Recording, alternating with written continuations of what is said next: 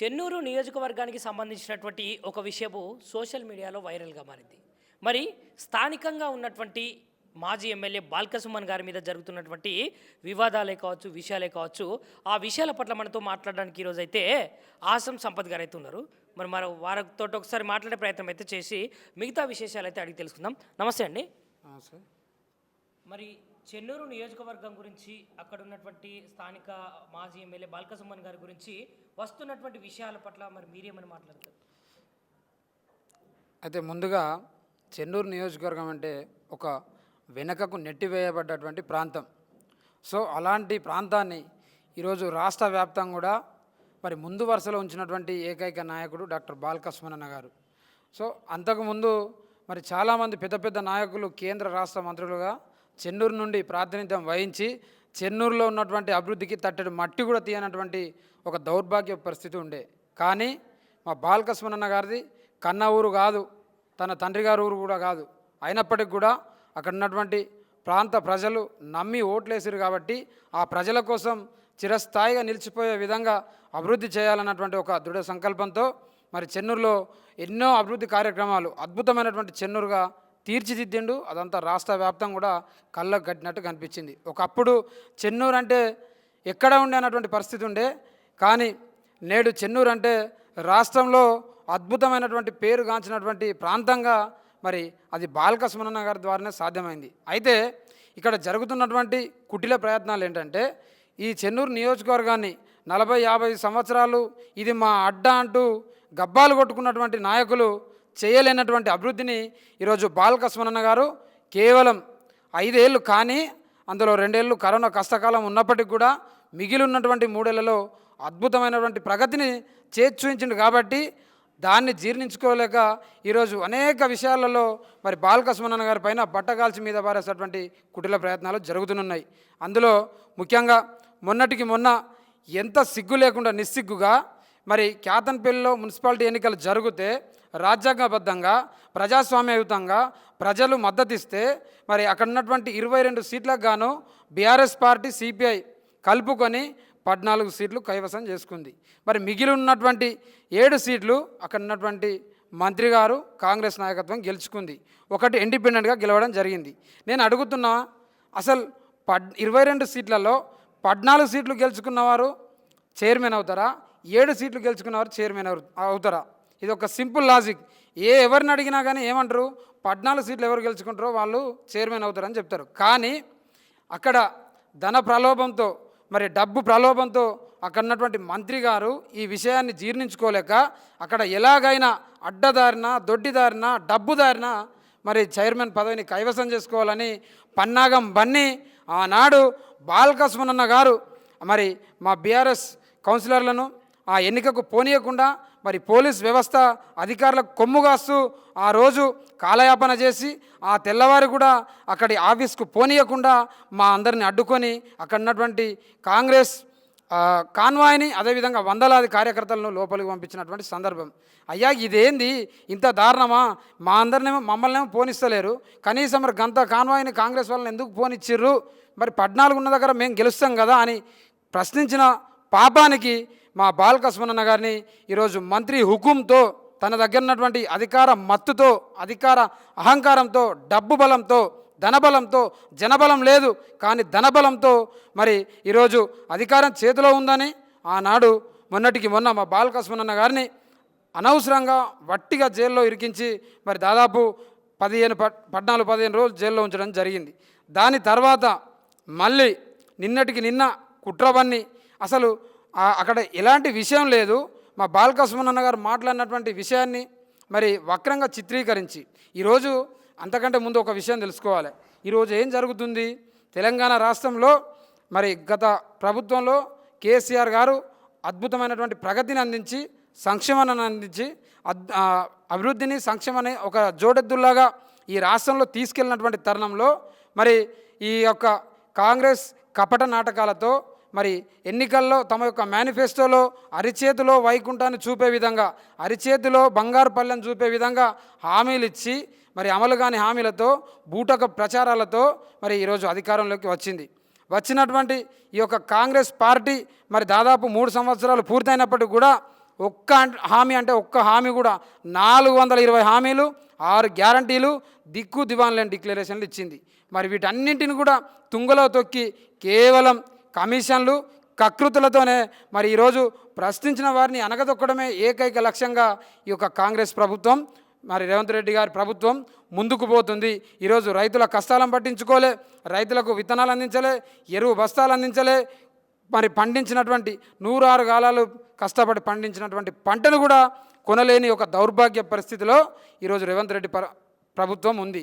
అయితే ఆ పండించినటువంటి పంటను కొనడానికి ఈరోజు దేశానికి అన్నం పెట్టేటువంటి అన్నదాత యొక్క చేత ఈరోజు అధికారుల యొక్క కాళ్ళు మొక్కించుకున్నటువంటి ఒక దౌర్భాగ్యమైనటువంటి పరిస్థితి ఈరోజు రేవంత్ రెడ్డి సర్కార్ తీసుకొచ్చింది. నేను అడుగుతున్నా ఈ ముఖ్యమంత్రి రేవంత్ రెడ్డిని, అయ్యా నువ్వు అన్నావు కదా ఇదే మా పాలనకు రెఫరెండం అన్నావు, అంటే అధికారుల యొక్క కాళ్ళను అన్నదాతల చేత మొక్కించుకోవడమేనా నీ యొక్క ప్రభుత్వానికి రెఫరెండం అని నేను అడుగుతున్నా. నీ యొక్క పనితనం అంటే అధికారుల యొక్క కాళ్ళను ఈ యొక్క అన్నదాతలు మొక్కడమేనా నేను అడుగుతున్నా. ఈరోజు ఒక రైతులే కాదు, మరి విద్యార్థులు కావచ్చు, అనేక రకాల గురుకుల విషయాల్లో కావచ్చు, ఇంకా తదితర విషయాల్లో అన్ని రంగాల్లో కూడా ఒకనాడు చూసుకుంటే ఏ రంగంలో చూసినా కానీ ఆంధ్రలో వీరంగం ఉండే, ఈరోజు రేవంత్ రెడ్డి పాలనలో ఏ రంగంలో చూసినా కానీ ఈ యొక్క కాంగ్రెస్ కళ్ళబొల్లి మాటల యొక్క కపట నాటకాలు తప్ప మరి అభివృద్ధి లేదు, ప్రగతి లేదు. దానిలో భాగంగానే ఈరోజు ఈ యొక్క రాష్ట్ర ప్రభుత్వానికి, ఈ యొక్క రేవంత్ రెడ్డి సర్కారుకు ముచ్చెమటలు పట్టిస్తూ మరి వీరి యొక్క ఆకృత్యాలకు, అఘాయిత్యాలకు అడ్డుకట్ట వేసేందుకు మా చెన్నూరు అభివృద్ధి ప్రదాత, మాజీ శాసనసభ్యులు, యువ టైగర్ డాక్టర్ బాల్కసుమన్ గారు ఈ ప్రభుత్వాన్ని ఎప్పటికప్పుడు ప్రజాక్షేత్రంలో ఎండగడుతూ మరి ఈ ప్రభుత్వం చేసేటువంటి కుట్రలను, ప్రభుత్వం ప్రజలకు చేస్తున్నటువంటి మోసాన్ని, ప్రజలకు ఇచ్చినటువంటి హామీలను విస్మరించినటువంటి పరిస్థితిని ఈరోజు ప్రజాక్షేత్రంలో దినదినం మరి ఎండగడుతున్నారు. కాబట్టే ఆ నాయకుడిని ఎదుర్కోలేక, మరి తట్టుకోలేక, భయభ్రాంతులకు గురై ఈరోజు ఈ రాష్ట్ర సర్కార్ ఒక ఉద్యమ నాయకుడిని తెలంగాణ కోసం 1 కాదు 2 కాదు 6 పోలీసులు ఏకంగా 28 లాఠీలు విరగ్గొట్టినప్పటికి కూడా మరి తన యొక్క వీపుపై ఈ పోలీస్ లాఠీలతో వీరంగం చేసినప్పటికి కూడా తెలంగాణ అనే పదాన్ని మరి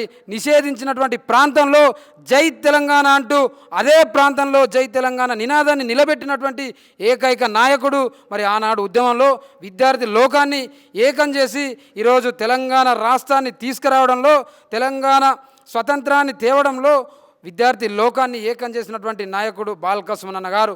ఆనాటి నుండి నేటి వరకు కూడా ఈరోజు తెలంగాణ రాష్ట్రంలో అభివృద్ధి విషయంలో కావచ్చు, సంక్షేమం విషయంలో కావచ్చు, ప్రగతిలో కావచ్చు, మరి ప్రతి ఒక్క రంగంలో బాల్కసుమన్ గారి యొక్క మార్కు ఉంటుంది. మరి ఇలాంటి నాయకుడిని కావలసుకొని కక్షపూరితంగా ఈ యొక్క కార్పాణ్యాలతో ఈరోజు కాంగ్రెస్ ప్రభుత్వం మరి ఒక యువనేత, విద్యార్థి ఉద్యమ నాయకుడు, మరీ ముఖ్యంగా ఒక దళిత నేత, దళిత బిడ్డ, బడుగు బలహీన వర్గాల ఆశాజ్యోతి అన్నటువంటి మా బాల్కసుమన్ గారిని డైరెక్టుగా రాజకీయంగా ఎదుర్కొనేటువంటి శక్తి లేక ఈరోజు అనేక రకాలుగా ఇబ్బందులు పెడుతూ మరి ఈ రకంగా అరెస్టుల పర్వం కొనసాగిస్తున్నది. అయితే అరెస్టులు మాకేం కొత్త కాదు.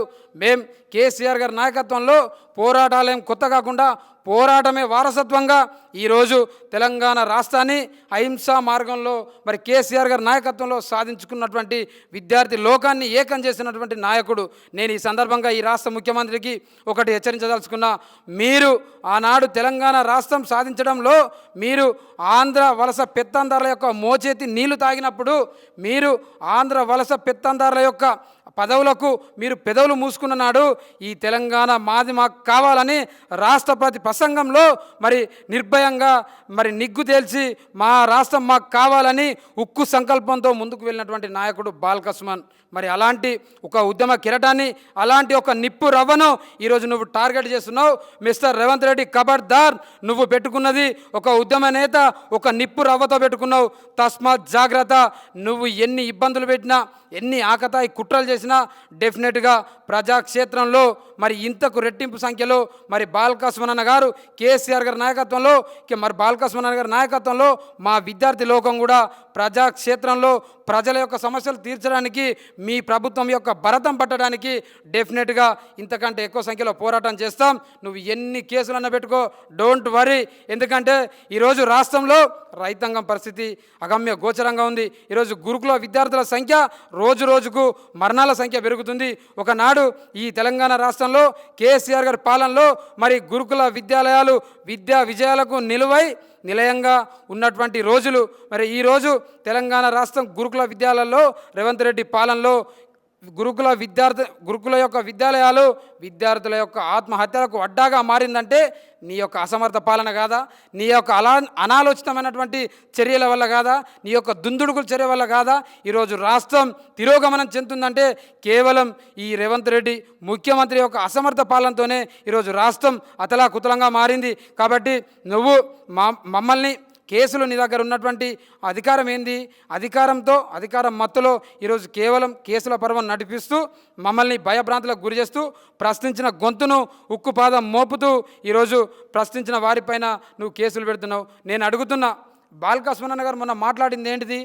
ఈరోజు ఈ రాష్ట్ర ప్రభుత్వం అధికారంలోకి రావడానికి ఆనాడు పిసిసి ప్రెసిడెంట్గా ఉన్నటువంటి ప్రస్తుత ముఖ్యమంత్రి రేవంత్ రెడ్డి గారు ఏం చెప్పారు? మేము అధికారంలోకి రాగానే మరి వీళ్లకు సింగరేణి కార్మికులకు అనేక రకాలైనటువంటి హామీలు నెరవేరుస్తాం, అనేక రకాలైనటువంటి స్కీములు మేము తెస్తాం, మరి మెడికల్ బోర్డు పెడతాం, అదేవిధంగా వారసత్వ ఉద్యోగాలు మరి యథాతథంగా కొనసాగిస్తామన్నారు. కానీ ఇప్పటికి 3 ఏళ్ళు గడిచినప్పటికి కూడా మరి నిమ్మకు నీరెత్తినట్టు దున్నోపోతు మీద వానపడ్డట్టు ఈరోజు కార్మికుల సమస్యలు పరిష్కరించడంలో ఈ యొక్క ప్రభుత్వం విఫలమైంది. కాబట్టే మరి కోల్ బెల్ట్ ఏరియా నుండి ప్రాతినిధ్యం వహించినటువంటి ఒక ఎంపీగా, ఒక ఎమ్మెల్యేగా, ప్రభుత్వ విప్పుగా ప్రాతినిధ్యం వహించినటువంటి మా బాల్కసుమన్ గారు ఆ ప్రాంతాల్లో ఉన్నటువంటి కార్మిక సంఘాలతో మీటింగ్ పెట్టి మరి ఈ ప్రభుత్వం మీ యొక్క సమస్యలు పరిష్కరించాలంటే ఇక్కడ ఉన్నటువంటి రైతాంగ సమస్యని పరిష్కరించకపోతుంది.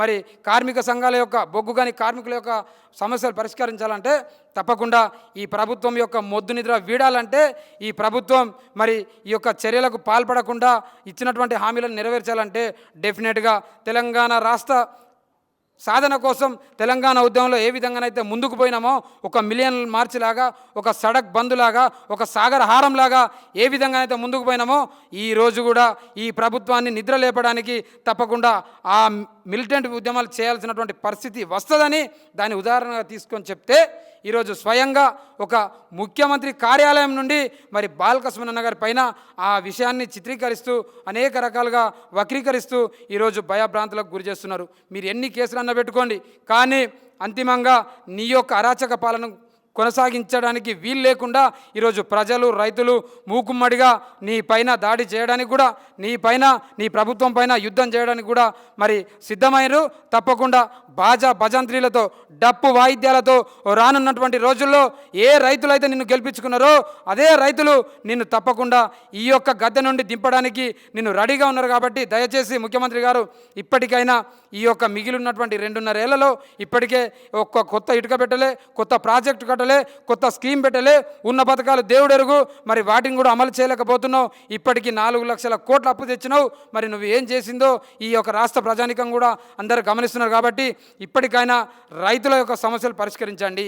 ఇలాంటి ప్రశ్నించిన వారిపైన ఉక్కుపాదం మోపేటువంటి చర్యలు, ఆకృత్యాలకు పాల్పడకండి. ఎందుకంటే ఇక్కడ నువ్వు ఉద్యమంలో పాల్గొనకపోవచ్చు, నువ్వు ఉద్యమ హీనుని కావచ్చు, నువ్వు చరిత్రహీనుని కావచ్చు, కానీ కేసీఆర్ గారి నాయకత్వంలో బుల్లెట్లలాగా పనిచేసినటువంటి ఉద్యమ వీరులు బాల్కసుమన్ గారి శిష్యులు బాల్కసుమన్ గారు. మరి అలాంటి నాయకుడిని నువ్వు ఏదో చేస్తానని భయభ్రాంతులకు గురి చేస్తే తప్పకుండా మా ప్రాణాలు ఇవ్వడానికనే సిద్ధపడతాం. కానీ తెలంగాణ ఆత్మగౌరవం మీద దెబ్బ కొడితే మాత్రం తప్పకుండా వెనుతిరిగి వెన్ను చూపకుండా నీ ప్రభుత్వాన్ని గద్దెదించడానికి మేం అందరం కూడా సిద్ధమై ఉన్నాం.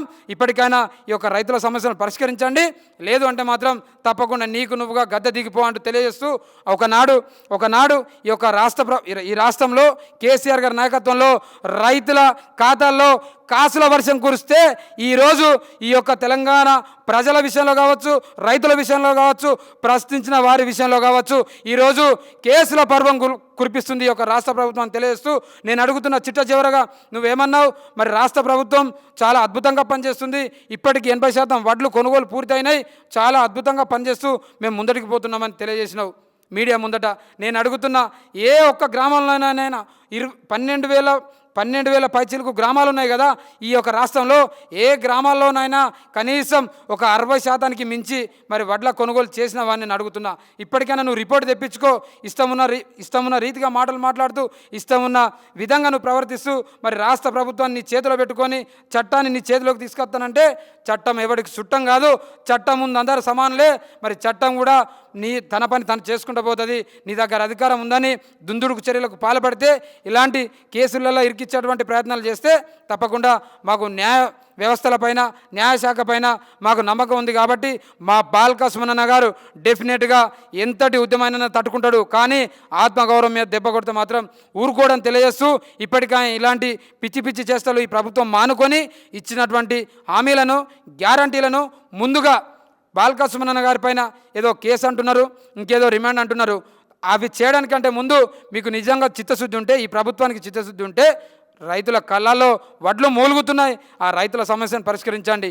మక్కల విషయంలో రైతులు నానా ఇబ్బందులు పడుతున్నారు, మక్కలను కొనండి. మొన్నటికి మొన్న ఒక మైనర్ బాలికపై అఘాయిత్యం జరిగితే ఒక్క కాంగ్రెస్ నాయకుడు కూడా నోరు మెదపకుండా కళ్ళు లేని కబదుల్లాగా వ్యవహరించారు కదా. ఈరోజు బాల్క సుమనన్న గారు ఒక సమస్య మీద మాట్లాడితే ఎందుకో ఒంటికాల మీద లేచి పడుతున్నారు. అప్పుడేమో చట్టాలు తెలియవా మీకు? అప్పుడు అవన్నీ గుర్తుకు రాలేదా? ఈరోజు బాల్క సుమనన్న గారు సమస్యల పరిష్కారం కోసం కొట్లాడితే ప్రభుత్వంని మరి నిగ్గు తేల్చితే, ఎక్కడిదక్కడ నిలదీస్తే ఈరోజు నీ ఇష్టం ఉన్న రీతిగా కేసులు పెడుతున్నావు. డోంట్ వరీ, కేసులు పెట్టుకో. నువ్వు ఎన్ని పెట్టుకున్నా కానీ తప్పకుండా అంతిమంగా డెఫినెట్గా కేసీఆర్ గారి నాయకత్వంలో, మా బాల్క సుమనన్న గారి నాయకత్వంలో ప్రజాక్షేత్రంలో ప్రజలకు ఇచ్చినటువంటి హామీలను నెరవేర్చే అంతవరకు కూడా నీ ప్రభుత్వం పైన పోరాటం చేస్తూనే ఉంటాం, చేస్తాం అని తెలియజేస్తూ జై తెలంగాణ.